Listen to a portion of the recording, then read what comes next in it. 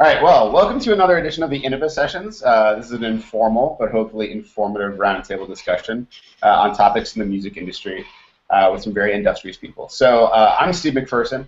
I do PR for Innova Recordings, and I try to keep office discussions from devolving into fistfights between two of the other people who are on this podcast right here. Podcast? Let's call it a podcast. Let's call it a podcast. Yeah, so today we're going to be talking to some of our friends from other labels around the music industry. So I'm going to ask people to introduce themselves and tell us about the label you work for and what your job is specifically, maybe a little background, anything else interesting you want to share with us. So let's start with Al Margolis. Please introduce yourself.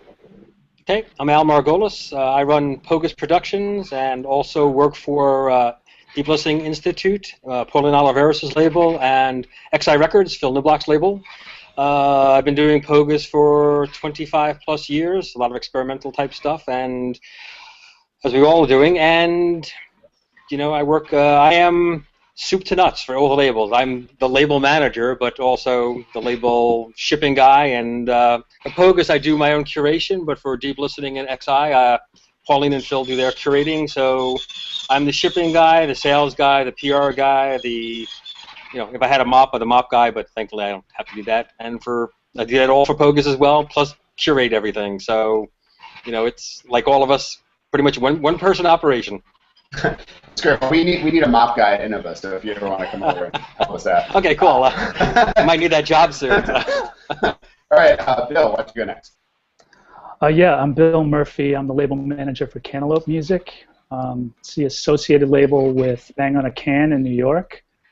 Bang on a Can was founded by three principal composers, Michael Gordon, David Lang, Julia Wolf, back in 1987. The label's been in existence for about 10 years. My background, before I started working with Cantaloupe, I was, and still am actually, writing freelance about music for a few different publications, and also ran the Axiom label for Bill Laswell for about 8 years.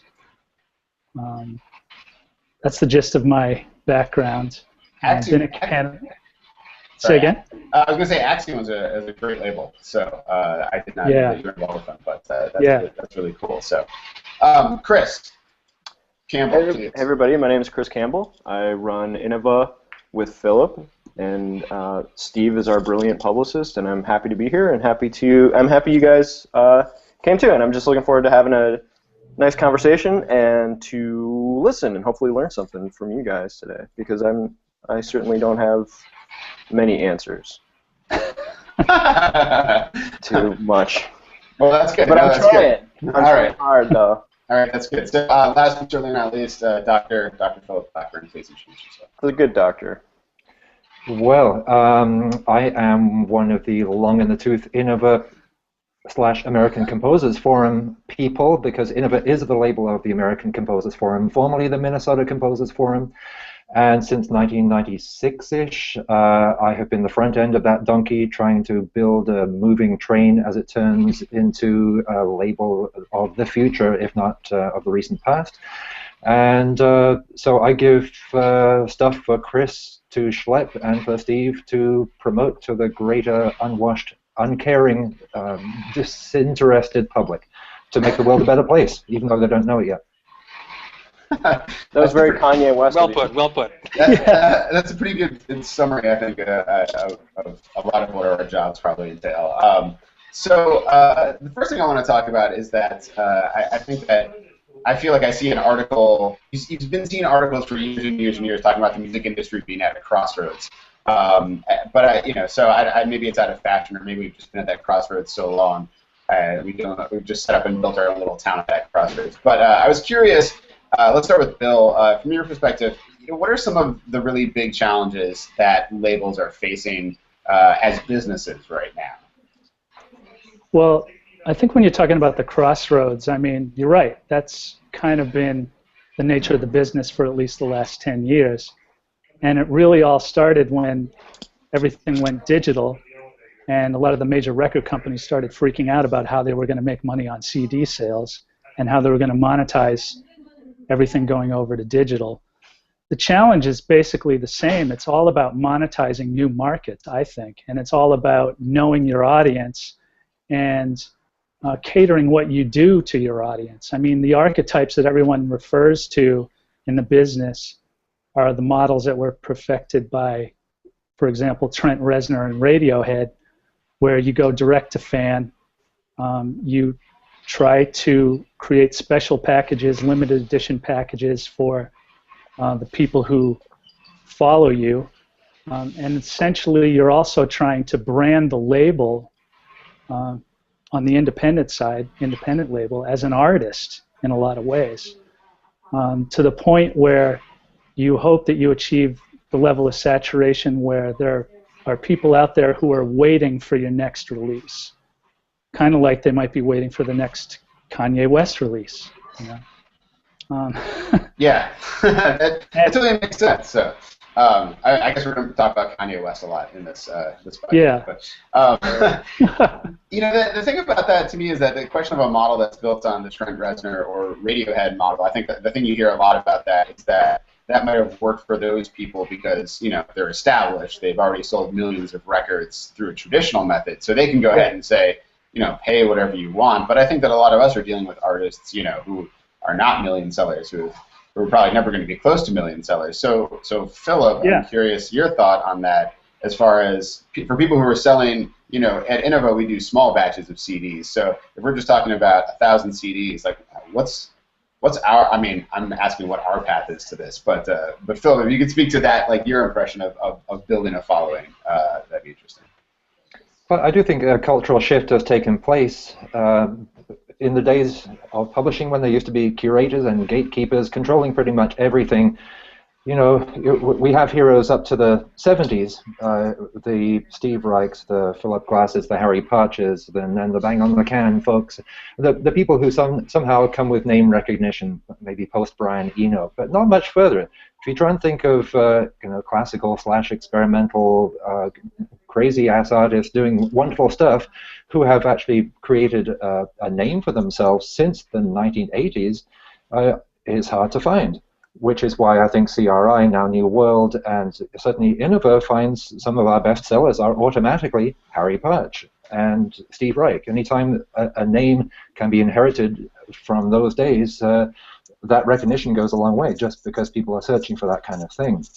We have arguably equally good artists today making stuff, but now they are scrambling for attention, because do you remember mp3.com, where everyone who could make that file format and upload it to something called the internet could now be published, and the whole world could see them do it.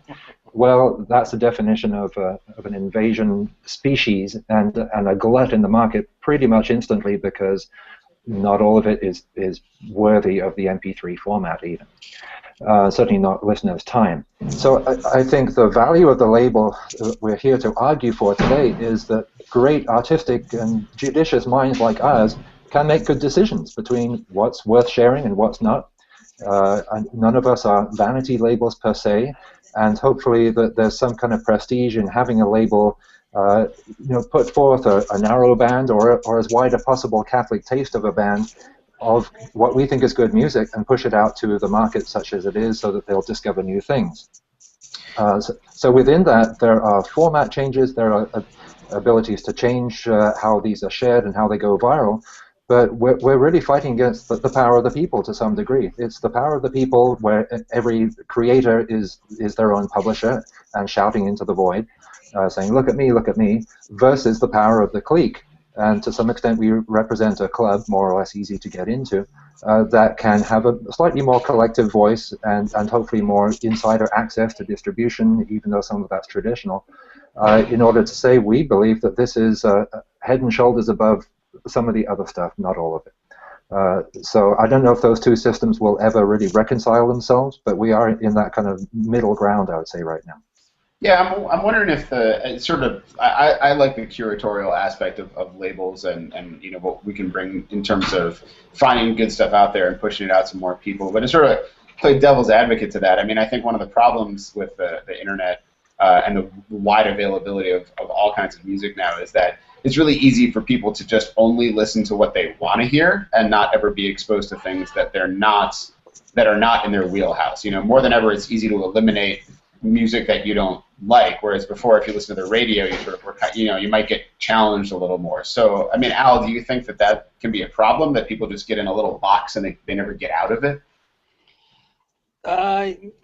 Well, yeah, I've been talking to myself and others about that for, I think, a long time. I mean, that is really what happens is, I mean, that is one, I come from the cassette days when I first started. My first label, Sound of Pig Music, it was this total railing against the record industry. And so I kind of find myself mixed sometimes, because I totally agree with what Philip and Bill said in terms of there's such a glut, there's so much stuff out there, and yet part of me, there is the part that goes, yeah, there's so much stuff out there, but when someone tells me I'm starting a label, I go, no, please don't, so, I mean, yeah, the whole box thing, I mean, that's just it. The internet, you can, if you only want to hear the blues from 1930 to 1932, you can find all that, and you can dig deep, deep, deep, deep, and so there is a tendency to be less looking for the broader thing. On the other hand, there's so much broad stuff out there. I think it's just a glut, and and the issues, the problems, the crossroads. We've been at the crossroads for 20 years, and it hasn't even been 10. I mean, I think part of what we're facing, and again, this may be going off just a little bit, is what was it? Grand Theft Auto 3 or 5 just came out, and what they did, $800 million worth of business in a day. Yeah. I mean, that's partially where all this money, there's X amount of money out there, and it's X amount of people's time, and a lot of it has been split over the years now to video games, DVDs, music. I mean, there's not just, at one point the music industry was what people did, and now there's these other forms of entertainment as well. So, I'd love to find those people who spend $800 million. They're not coming to us at all. Yeah. It's interesting because there is something weird about how people will just go ahead and take music for free or just download stuff, but they would, they're going to pay $60 for a video game, or, I saw it on Facebook the other day when somebody I followed had a thing about how, you'll pay $2.50 every day for like a latte, but you won't pay like a musician $1 for their song, and that's all that's really being asked for on iTunes. So there are some weird value judgments that go on that way. I wanted to sort of continue the question of the glut as far as it relates to artists, because we see a lot. Hopefully, this Innova Sessions thing is something that artists can look at and learn from. So, just Al, to go back to you again, as far as that glut goes, how do artists come out of that glut to get the attention of labels and to start forming relationships with labels? Well, some of in terms of the Pogus releases, I mean, some people contact me. Some people I just find I know of or find of interest. I find myself listening to less and less stuff as well. I mean, partially because I'm a musician. The more I'm doing recently, the less I'm actually listening to other people's material. So I think some of it's just. I mean, again, some of it is that jump up and down and look at me. I mean, I don't know how you find people. Like I said, some people are finding me. What I find really interesting is, again, back to the crossroads and the glut, is the fact that in the last year or two, it's been, the only people who seem to want to have music out there are the artists, the composers. Like, it's almost, there does not seem to be any listeners, and I'm almost getting to the point as a label where, someone comes and wants a CD from me, and it's like, why?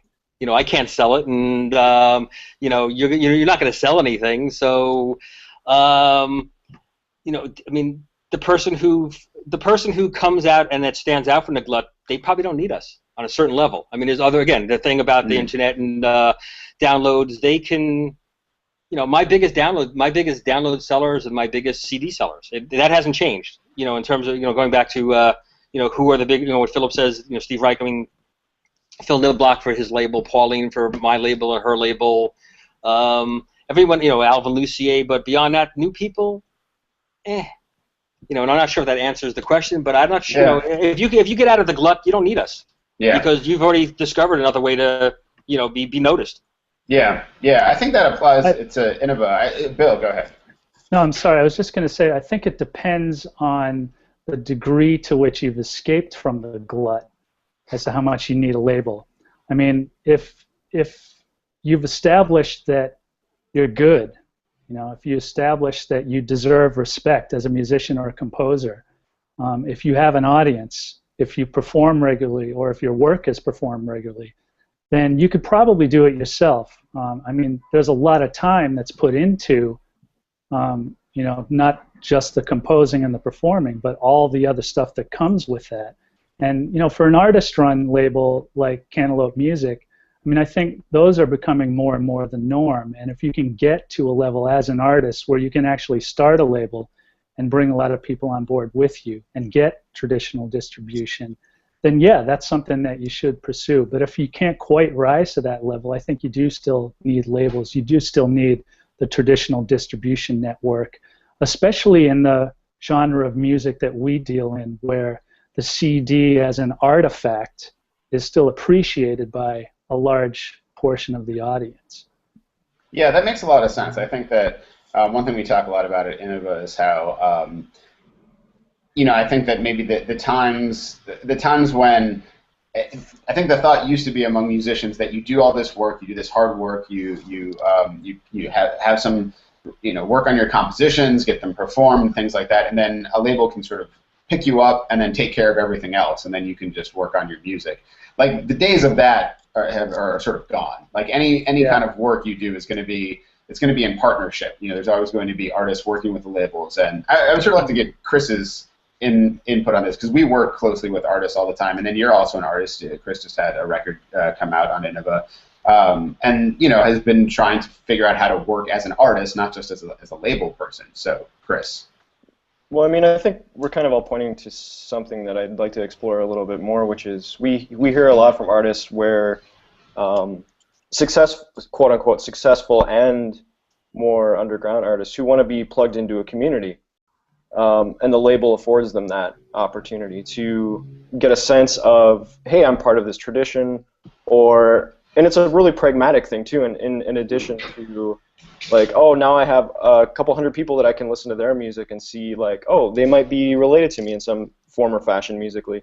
But we see a lot of opportunities develop with, grants.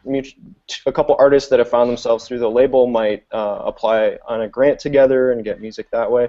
So, I mean, I think more and more, I guess a trend I've seen in the past couple of years is that artists really, they want to feel like they're part of a tribe in some capacity. And maybe that comes down to just branding and kind of understanding. I mean, Bill and Al, do you guys get that sense at all on your end, or is that just us? I think, it's not me. I mean, Pogus at this point in particular is, I mean, herding cats. Well, people do find, other people on the label might find themselves through Pogus, but I mean, for me, it's really dire. I mean, it's really anything, and I probably have a little less. I mean, you guys are, I mean, in terms, Cantaloupe has the bigger names, etc., and not bigger names in relation, and bigger, I think, aspect of people performing all the time. I mean, a lot of the things on, Pogus, a lot of people are not performing that much, so there is a little bit less of that ability to go out there and, you put a record out and no one's playing, or some people are playing. I mean, a new record comes out. If I sell 40 or 50 pieces in a year, that's my number. It doesn't make a difference, and I don't have to. There used to be people wanted the CDs. I have for the last year or two. No one gives a damn. No one cares. I mean, seriously, it's like no one cares. I guess to quickly say, Bill, I mean, and from our perspective, I mean, some of our artists sell way better than others. I mean, that's a reality. That's a reality of the marketplace. But I guess what I'm pointing to, and maybe I didn't express it correctly, but there are different reasons why people want to enter the marketplace other than just selling records, as crazy as that sounds. Some people's motivation might just be like, I want to just get this music out into the world, and then we hear it, and it's like, oh, this is amazing. Like, it should be out into the world, and they might sell 10 copies, but there's like a responsibility there outside of just monetary. And then there's that community aspect, which I'll probably keep harping on, but... No, yeah, Chris, that was one thing that I wanted to circle back to, was that idea of partnership, because I think that's a crucial part of how this whole thing can work. Right. You know, especially if you're looking at releases where there might be a lower profit margin, and you know, or maybe you don't have the budgets to spend to market that release, or maybe the artist doesn't tour. Those areas where you can partner and work with each other to get the word out, maybe get some other musicians in or producers in to possibly do remixes, for example. Right. You know, if that recording lends itself to that. Those are the kinds of things that I think, and again, not to beat the dead horse of the Trent Reznor Radiohead example, but that is one solution for the drawback of not having the built-in audience where you can cater your stuff directly to your fans. This is the way to build the audience, is to partner up. And I don't think it needs to stop at artists and labels. I think other labels like us can actually do that too and empower ourselves to get the word out on all of our respective artists. You know, if we can work together on that. It doesn't have to be a competition thing like it used to be with the majors back in the day. Sure. Or at least healthy competition. You know what I mean? Because it's such a relatively small community, and we're all kind of doing the same thing. I mean, there's a lot of cross-pollination in terms of artists. I mean, we're all in this together. Yeah. And so, on some level, absolutely. You know, it's and many hands make light work. You know what I mean? To what you're saying, Bill, where it's like if there's a way to cut costs by simply, you know, being additive and adding some more partners to it, it's like, why not? You know, just make. I think that's definitely one part of it. I mean, there's so many parts of it. I mean, another one is, you know, trying to create multiple revenue streams for your label. You know, whether it's different digital outlets or licensing. Yeah. I mean, there are all kinds of aspects to that we could go into. But well, it's like Philip looks like he has something to say, but what's crazy about that is like we just licensed the David Lang piece from an Innova album, but like he's you know what I mean? It's like the money's going back to David, like because 100% of the profit goes to him. So it just again points to what a small Well, I think once you take the economics out of it. Sure, go ahead. Go ahead. I think once you take the ability or the need to make money for a label out of the equation, you can have fun. Back in Bangkok, this is a definition of a glut. To get from downtown Bangkok to the airport and back. This is a Philip Bangkok story, so hang on. It's the perfect metaphor. It used to take 20 minutes on a car because very few people had them. Everyone else had bicycles. And then more and more people got mopeds. Then they got faster bikes that have to go at like 15 miles an hour. And then they got cars, and then the roads didn't keep up. And pretty soon it's one 24-hour chock-a-block freeway that simply does not move until you get the mopeds or even the bicycles back. So the only way to get out of the glut and to make the whole kind of constipated system loose again for everybody to enjoy is to start from scratch with something nimble, mobile, and reinventive. You've still got to get to the airport and back, but how you do it is entirely up to you. So I think that in the world of making music, we don't have any change in the percentage of people making really interesting music that is potentially life and community and world-changing. Do they have the access to do that? Well, they have the equal access that everyone else does. Commercial music and commercial labels are out there to find the best stuff that is marketable. It's a market-driven kind of activity. Can I sidebar really quickly, Philip, just to ask a quick question, and I don't mean to interrupt, but Cantaloupe and Al, we're all quote-unquote non-profit, correct? Yes. Well, our founding organization, Bang on a Can, is a non-profit, a 501c3. Yeah. Right. Got it. Okay. Yeah. And Pogus isn't. Pogus is a for-profit business, or it doesn't make any money business. Yeah. Well, the problem starts when we put out records that you can't even give away. We're still pretty good at giving it away, and we hope that it sells. But all of that goes out to the benefit of the artist. So in some sense, we have a business model that shields us from the market, which is a very precious thing in these days. So as long as we've got 24 albums that come through doors each year, and we can put them out. We actually break even, and the three voices and faces in front of you get to keep our jobs. Whether that sells one disc or 10,000, and we never quite know. So that's one thing, and once you're able to reinvent from scratch, I think we have the ability, and we all do, is to create this sense of community from scratch.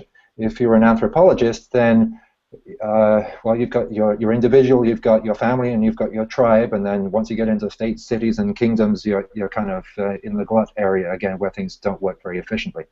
So because we are so small, and because so few other people, especially strangers, are interested in what we do because they are unfamiliar with it necessarily, all we have, in some sense, is our artists. The most converted people already preaching to the choir are the people who come through our doors, who pay us money, whom we have contracts with, that want to put out good music. So I think the making of the CDs, as they told me 15 years ago, easy to make, hard to sell. But what if selling were a kind of secondary outcome? And it was, anytime we get together, we have in New York or San Francisco or Nashville, and we've got a conglomerate of artists in that area, let's put them all in touch with each other. Let's give out some free sushi and present some of your work, talk about your project. And it's surprising how many collaborations come out of that kind of thing. Even in New York, when they live on top of each other anyway, they need an excuse to kind of meet each other and collaborate on stuff. And so from that, you're building relationships one by one, and then that expands because they put them on each other's shows, and then it becomes an Innova night that we didn't even have to curate. It's this whole kind of pushing out to the artists who have the most at stake, in a sense, to put their money where their mouth is, which they've already done, and then to put their music where they most want it, and to share it with the people who most care. And in many cases, that's other Innova artists. Whether that translates to American Composers Forum members who are members of a membership organization to get grants and career opportunities for themselves, we found doesn't always make them audiences. They're not the biggest buyers of our CDs. And from what little market research we're able to do, the end users of some of these CDs are people we wouldn't have had any means of contacting through any other thing. The international global digital distribution has brought in people from all over the world, so our tiny little niche here is actually building into a sizable enough community around the world because we've spread it around so wide and so thin. But back in the days when we thought that there should be a market for this music, even in the 60s when, was it CBS, gave Earl Brown an idea to get rid of some of their tax income and liabilities by saying, okay, just do some of your people and we'll put out some of those albums. To Richard Branson, who said to John Tavener, let's put out your album here and we'll start a label. So a lot of these things were done as offshoots of for-profit businesses in full knowledge that there was a minuscule audience at best of times. So now we're in that beautiful period of history where we've abandoned hope for that kind of thing, but we still want to do the best for the artists because we think there's great work there, which we stand by, and we'll fight on everyone's behalf to put in front of listening strangers. I like that you said that we've reached this beautiful position where we've abandoned hope. Like, we should have a new sign over the Innova office. Abandon hope all year. Yeah, there you go. I did. You touched on the collaboration aspect, which I think has been really good for Innova as far as getting some artists together and getting them to put together shows at places like, Joe's Pub in New York, or a showcase we did at South by Southwest and things like that. And I know the live performance element got brought up before. Al was talking about having artists who don't perform as much. I mean, is that? I think that a lot of artists out there who are not. I mean, especially if you're looking at popular artists, their bread and butter is touring and making. And when I say popular, I mean pop music, artists. Their bread and butter is made off of touring and making money through concerts. But I think in the area that we're working in, that's not quite the same thing. And have you guys had experiences as people at labels with working with artists and seeing this, the difference between an artist who is out there and playing and one who is not? Bill? Well, there are shades of that depending on who the artist is. I mean, with Cantaloupe Music, for example, a group who we've done a lot of releases with, So Percussion, they tour pretty regularly and are out there pretty regularly. and are very invested in the building of a community around them and around their music. They've put a lot of time and effort into it, and they continue to do that. And it's definitely a two-way street between Cantaloupe and So Percussion when it comes to just doing things that are mutually beneficial for both parties. So that whether it's bringing in revenue or just drawing attention to each other. And then there are other artists who don't really tour as much, but I mean, I could take John Luther Adams as an example, but his work has performed a lot. And one thing that I found just in working with John recently is that he's very engaged, much more engaged than I thought he might be, in the promotion and marketing of his own work, which is great. It's great when you can actually participate on that level with an artist, getting the word out about their music. And I think to a large extent, just about every artist we work with is like that. When you run into the problem of a project that doesn't really have any touring entity around it, like for example, if it's a group project where a lot of people participated, but they each have their own separate things that are going on outside of that one group project, then it becomes a matter of, can you depend on the individuals who are involved to help you with the press, with interviews, with gaining attention for it. It's a different beast altogether, and there are upsides and downsides to it depending on who you have involved in a project like that. The example that I can give is David Lang's Death Speaks, the record that we put out in April, where we had some pretty big names involved on the indie rock side. Bryce Dessner, Cheryl Warden from My Brightest Diamond. And that's another thing that's really interesting that's happening in this world of ours, is that area of crossover where you're getting almost a rock sensibility coming into classical music. I mean, I saw that this year at the Bang on a Can Marathon, which is the festival that's put on every year in New York in June. Musicians are invited from all over. Musicians and composers are invited from all over to play for a full day in New York City. And there are kids coming to these performances that are basically as schooled in hip-hop and pop music as they are in modern classical composers. I mean, and we have someone like Caleb Burns who, went to Eastman School of Music and, has a conservatory degree, has a new album out with us this summer that's doing great. And he, not to keep circling back to Radiohead, but he's a fan of Radiohead. So these are the kinds of things that at least I'm starting to notice and are starting to happen on the Cantaloupe music side when it comes to a level of interaction with the artists, but also a level of crossover that I think is starting to change the business for us a little bit. Is it fair to say that, I mean, my perspective from an outsider is that that's always been kind of a sensibility of Bang on the Can, you know what I mean? Is that fair to say? Definitely. I mean, I've been running Cantaloupe Music for a year, and I came out of a slightly different world, but I was always aware of Bang on a Can, sure. Especially the marathon, and that was something that always came across. I mean, I associated that with the sort of downtown loft scene and the no wave scene that came out of New York. Even though they were kind of separate scenes altogether, there was still an area of crossover there. Even back in the '80s. John Zorn, Laurie Anderson, Lou Reed. I mean, these are still connections that exist, for Bang on a Can today. Sure. And that's an advantage for us, plain and simple. And I'll come out and say it. That's an advantage for us because it gives us a level of cachet that we wouldn't have otherwise. Mm-hmm. Sure, absolutely. Al, I think Al, did you want to jump in on this? I thought you were going to say something. Oh well, about the crossover and the younger people, which is totally, you see that more and more, and I'm not sure about especially in New York, you see, and even just when I play concerts or just go to things, there are more and more younger people. Again, they're from the pop world, or they know everything. Yeah. but I mean, the part about that is that they're the people not buying CDs. I mean, they're the people who are I mean, they're interested in the music. Those are the guys who are all, buying digital or whether they might be buying it. I'm not saying they're swiping anything. It's like, but those are the people who are not interested in. The only thing they're interested in are downloads, records, and cassettes. I mean, that's what's also popped up. I mean, and I'm not really. I mean, for my own music, I had a whole bunch of stuff, and I just did a short run cassette thing just because I got all this music and no one's buying my stuff personally, and and then I really don't have Pogus doesn't really want to do LPs.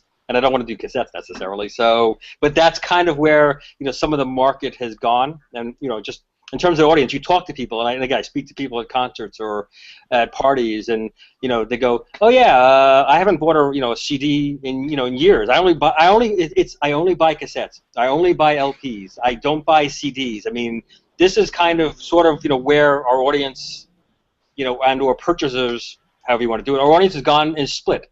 It used to be. I mean, I just think years ago it was about the music, and it's become a little bit about the format that you get your music in, the delivery system. Also limited just by the fact that we deal with sound. We come from a generation where music was by and large sound, and since MTV in the 80s, music is pretty much a music video, which is why people who want to find free content of musical act will search YouTube first to see what, or they say, oh, let me look at your latest release. Sorry, it's not much to look at. You better put on some headphones and be quiet for half an hour. Or do something else while you're driving and hope you have a profound musical experience on a noisy MP3. But I think there's a whole generation of people that really disrespect the old genre borders that we had and discipline borders, because they might be making a video and a satire and a parody and a mashup and a dance and who knows what. They're equally adept in all the apps and in all the softwares. So to have a sound-based thing that comes from the classical tradition is already kind of limiting, and CDs don't do much more than that. So is this sort of bastardization? I could say bastardization, right? Is this sort of depends on what you're talking about. Is this bastardization of genre? Talking about crossover. I mean, is this, to be as broad as possible? Is this good or is it bad? Well, I think it's good. Oh, sorry, Bill. No, go ahead. Go ahead. I was just going to say, I mean, not to be vague or anything about it, but I mean, as with anything, there are people who do it really well, and I think have ingested. The type of crossover stuff I'm most interested in listening to is folks who have that kind of polymath sensibility, who have ingested a lot of different traditions, absorbed them fully kind of, and then they're able to speak in those vocabularies and languages authentically. And I think those people, you buy it, you know what I mean, because it's their language. The stuff that really irritates me, and there are plenty of people who do that really well. The danger, I think, and stuff that really bugs me is just like crossover, where it's just like, hey, it's a string quartet with a beat behind it, man, and now the kids are dubstep. Yeah. You know what I mean? It's just like, to me, that's just like so lame. You know what I mean? Where it's like, if I want to listen to dubstep, I'll listen to dubstep. If I want to listen to really good string quartet writing, I want that to be the main ingredient. You know what I mean? Yeah. I think that the Poisson Rouge actually does a good job, and perhaps in just removing the snob appeal or snob aspect of classical music, where you might actually listen to as an active string quartet, which is real classical, solid stuff. I think And Wordless has done a good job at that too. Who has? Wordless music. They've done a good job. Oh yeah, Wordless. Yeah, absolutely. Yeah. So I think in terms of curation, this is actually a real crossover advantage that really didn't exist more than 15, 20 years ago, certainly. And like SPCO is trying to do that stuff too.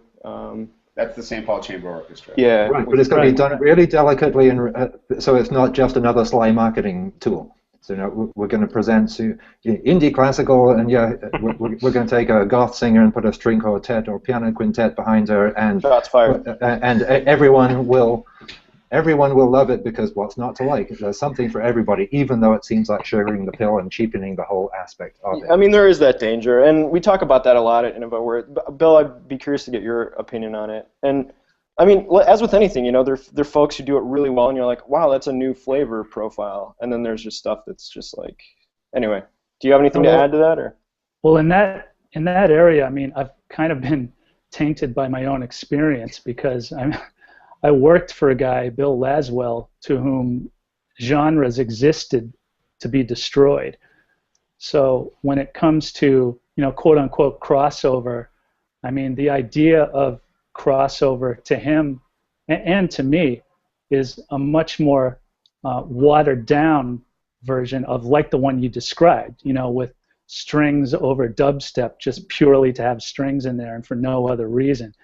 When it comes, yeah, coming from dub and hip hop or speed garage or whatever you want to call it, but I mean, the thing that really appealed to me about what the founding composers at Bang on a Can were about was along some similar lines. I mean, I don't think they see genre separation as a barrier to trying new things in the music that they do. If anything, Michael Gordon, David Lang, Julia Wolf, they all bring a certain level of pop sensibility to the way they compose, Sure. sometimes a folk sensibility to the way they compose.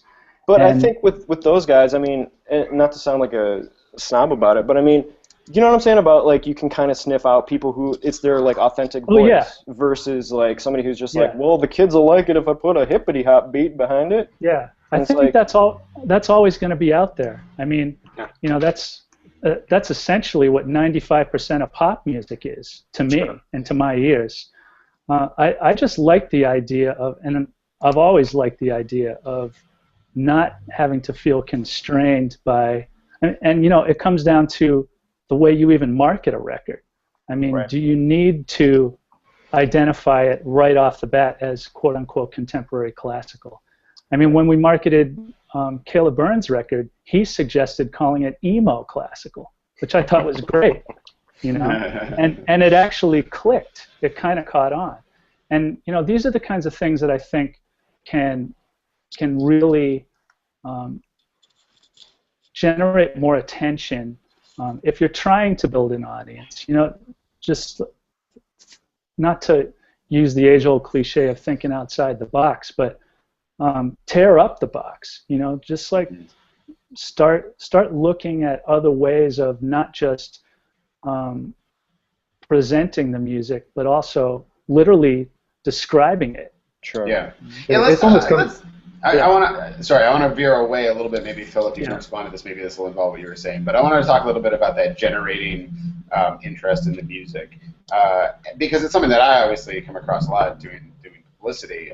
And I think that one thing that I have found is that I don't think this is ever different, but it's become even more important now, is for artists to be able to be aware of what the story is behind what they're doing, and to be able to communicate that in a way that is compelling, because we get a lot of submissions, and then some have a clear sense of this is what I want to do with it, and then some feel like, oh, this is going to be interesting to people because this is ambitious, and I'm like, that by itself is not really enough, to hang for like press to sort of pay attention to it. It's like when you have interesting stories behind things, like we have Jason K.O. Wang, who's had a couple releases with us, and he has this very interesting fusion of jazz sensibilities and Chinese classical sensibilities, and he speaks very well about the energy behind the music and how it fuses these traditions. And those are the kind of stories that I think it's good for artists to understand that this is their story and this is a good way to tell it. So, Philip, I don't know if that dovetails with what you were going to say, but maybe you want to build on that.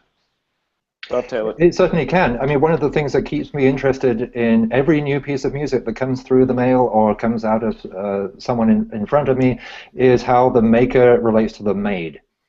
I'm no longer really of the belief that there's good music and bad music, but music is what it is.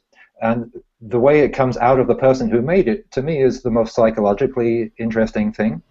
Now, many of those artists don't really reflect on that so much, that they think they're just making a song or a quartet or whatever it may be, and I'm listening to it as though it were a psychological X-ray of their entire history and what possible incidents where they dropped on the head as a baby, or what's in their DNA to cause this? Are they hiding behind something in order to present the music as a false facade, or is this, how much do they reveal of themselves? I played Philip Miley Cyrus the other day, and it was like 25 minutes of just like Freudian. How was I not in the office for that? I'll repeat it word for word sometime. Okay, right. But that happens with everybody, and so to the extent that there's a human interest story to sell the music, yeah, that's great. But we shouldn't always expect the artist to be their best spokespeople for their own work, unless they've lain on the couch for a long time and they can actually see what they're doing in their own music. For me as a composer, one of the most interesting reasons to do it is to learn something more about myself, not just to put another baby out in the world and wave it off into the glut where it will drown with every other little glutty piece, or the glutty baby. It's okay. So I didn't realize I had that piece in me. What made me do that? I lived with this thing for hours or months or years, and somehow I'm now ripping it out of the side of my ribs, and I feel really close to it because that was a part of my being for a while.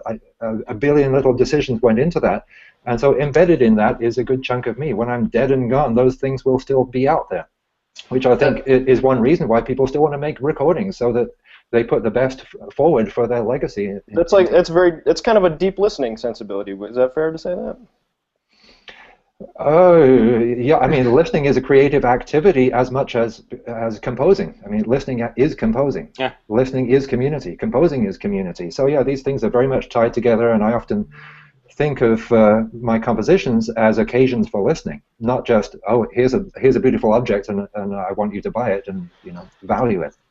Does anybody else want to weigh in on cesarean births for glutty babies that they then kill? I was gonna say, it almost sounded like you might be set to write some score music for the next season of The Walking Dead. Totally. No, I mean, I think it's interesting that came up because, I mean, again, it points to kind of, to tie it back in, it points to there are different reasons beyond selling a lot of records why people might want to make music. You know what I mean? Oh yeah. There are different motivations, and I'm sure you guys come across that all the time, where it's well, certainly if you want to sell a lot of records, you're not doing this. Yeah. That's for sure. Sure. I mean, do we all have artists who come to us and say, okay, tell me why I should be on your label rather than do it myself for half the price? Yeah, do you guys entertain those? Well, we don't really entertain it, because if that's the way you feel coming in, then go ahead and do it yourself, I mean, really, it's got to be about at least a perception up front that they're going to be engaging in a partnership. Otherwise, we can't really knock ourselves out to pursue that person. Yeah. Yeah, anyone who comes into me, to Pogus, they want to be on Pogus, and it's not about, I could do it better myself. Again, it's, why would you come to me? If you could do it better yourself, go ahead. I can only promise you X amount of, and it's getting tougher, and so I can only promise you I can do this much. And so if you want to be on Pogus, that's great.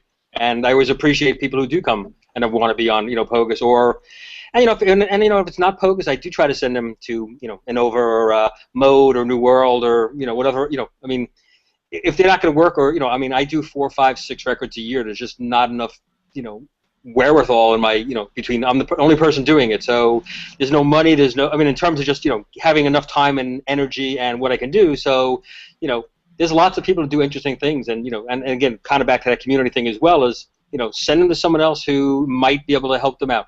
Right. But, I don't think anyone's, I mean, it's been years since anyone came to me and thinking, oh, I could make lots of money in doing experimental or classical music, how could you help me?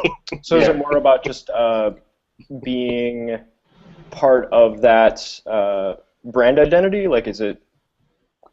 Yeah, I mean, that circles back again to the point I was trying to make earlier, where at a certain point your label becomes synonymous with the artist. I mean, if your branding is successful, then you'll have a built-in audience for each new release that you put out. Right. Yeah, I mean, and that pushes it back towards the curating discussion, and I think something that we keep, we're sort of moving around from, that there's sort of this, there's a balance that comes along with that question of, like the glut, that like back in the day when it was really like labels had all this power and there was sort of this tastemaker thing, you probably missed out on a lot of really good stuff. But overall, the stuff you got was good because it was picked by people who kind of knew what they were doing. And now, you have all this stuff out there, but it's not as if it's just a state of nature where like absolutely the best thing is always going to rise to the top. I mean, there's still stuff that's getting missed. There's stuff that we miss. There's just definitely it's just really hard to find all that stuff. And I think it speaks to the question of another thing we keep circling back to, the question of that I think the music industry is separate from music. Yes. That and we're all engaged in the industry in certain ways, but we also all recognize that there's at base level there's music that people are going to make, and it's like people aren't going to stop making music just if the music industry stops working in some ways. Like that it'll keep happening. So I think the industry always has to look for ways to change what they're doing to adapt to the fact that music is still going to be made, one way or another, and we all love it, and we want it to get out to the most people possible. So. I think one aspect of that, just as we come to a close, maybe, is that Innova, especially, is broad and Catholic in its taste as it possibly can be, partly because we're a service organization under the Composers Forum wing, and we think we put out all good stuff, but it's such a broad range. It's like having 3 or 4 labels in one. We've got the straight-ahead classical composition, we've got the weird experimental electronic something, we've got something that we really don't know what it is, but we feel it's important. And something avant-jazzy that will probably appeal to a different market. So do we pursue those as separate strains and separate avenues to their own fan base, certainly to their own magazines and bloggers and radio stations? Or do we hope that we'll find that magic unicorn that has broad tastes as wide as our own, who will love everything we do? Because I think that's an even harder section of the Venn diagram to find. Just the overlap between all these things. It would be much easier if we did one style of music and we had the same 1,500 people interested in everything we did, because we could supply them variation on the same thing time after time until they died. Well, we're just going to put out Miley Cyrus records from now on, I think. So. and sell wrecking ball earrings. Right. Well, that's the one thing that That's the one thing in terms of like running doing Pogus, that the one thing regret's not the right word, but because again it's 6 records at the most a year, I get things that I find, and again this becomes almost a limiting in my own sense. Is I get records across the board that are really interesting, but they don't fit the Pogus brand, whatever that is in my head. So they're really interesting, but again it's supposed to, they might be avant jazz or some something that's not quite and I don't take them sometimes just because again I have X amount of things I can release, and I go, is this Pogus? Should this be Pogus? And so sometimes it's kind of like, it could be, but, and then hopefully someone finds a nice home for it, so that's but that's having only, again, 5, 6, 6 records a year. It's like, I have to limit myself in terms of some of the curation. I mean, I wish I could be, I wish I could do as many things as Yeah. Yeah, Al, we're definitely in the same, or walking the same path. I mean, we put out around half a dozen records a year. So there's definitely, they do have to be curated and pretty tightly curated. So if we're going to put out a release, we got to know that we can get 1,000% behind it and really give it some legs, if at all possible, in every case. So no, I get where you're coming from. I think your math is a little off, because 1,000% doesn't. That's not. That's not an amount. You can. I'm being metaphorical here. Hyper metaphorical. Well, this has been a really fantastic discussion. I think we should wrap it up. Is there anything else anybody wants to get out there that we didn't really touch on? Can we just really quickly go over fan base quick? I would just be interested to get your guys' 2 cents really quick on if you have this, this perceived, the masses, so to speak, like who's consuming this music. A friend of mine said to me the other day, they said, Chris, you have 2 fans in every single city in the world, and that's it. So, and it's like totally diffuse. They're just kind of out there, and our big challenge a lot of times is trying to figure out how they found out about us. So living in, what are you guys' experience with that? Is the fan base through shows primarily? Is it kind of like these people in Turkey who you've never met, who have a voracious appetite for weird and exotic music, or what's your experience with that? Well, that's been the interesting thing about like the digital and some of the back end stuff that you get, and particularly with the the wonderful ad support, streams and ad-supported streams that pay absolutely nothing. But when you look at the amounts of people that are supposedly listening to things, I mean, it really is, to my mind, it's like, because I'll get in a quarter 20 or 30,000 listens streamed somehow, and I don't know, they do show you where these things are, and I don't know if you actually reach these people and if they're actually going to, possibly buy something or come to a concert, but I mean, it's interesting it's out there. I don't know where my fan base is. You run into people in concerts or traveling, maybe, and you say, oh, I love Pogus, I know Pogus, etc. Or you'll get an email from somebody. So I don't have a chance to track it down in terms of that kind of thing. But it really is.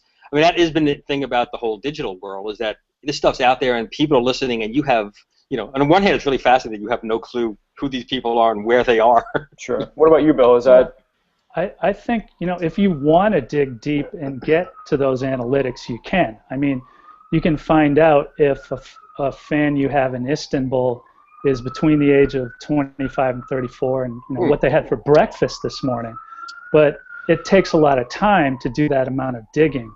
I think if you have a way to at least manage your existing fan base and communicate with them regularly, whether it's through email or whether it's on all the social networks, Facebook, Twitter, SoundCloud, Tumblr, whatever, as long as you're communicating regularly, I think that's where you start to get a feel for who's who and where they are. And we have subscription services too, for physical CDs and for digital, and those are the fans who have stood up and said, I'm going to be a tastemaker, like a rallying point for Cantaloupe music, and those are the people you really want.